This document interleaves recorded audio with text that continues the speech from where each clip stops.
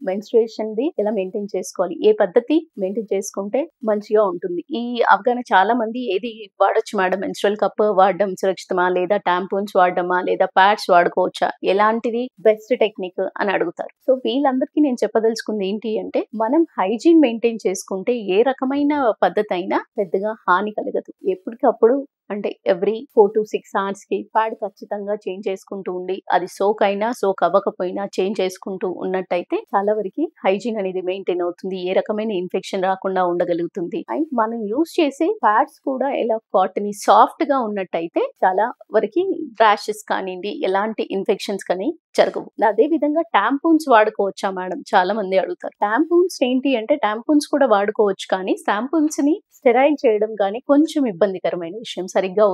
సరిగ్గా అవి వాష్ అవ్వకపోయినా, సరిగ్గా క్లీన్ అవ్వకపోయినా వెంటనే ఇన్ఫెక్షన్ అనేది వస్తుంది. ఎందుకంటే బ్లడ్‌కి కంటామినేషన్ అనేది ఈజీగా వచ్చే అవకాశాలుంటాయి. కాబట్టి టాంపూన్స్ మల్టిపుల్ టైమ్స్ యూజ్ చేయొద్దనేది చెప్తాం. డిస్పోజబుల్‌గా ఉన్నట్టయితే టాంపూన్స్ వాడొచ్చు.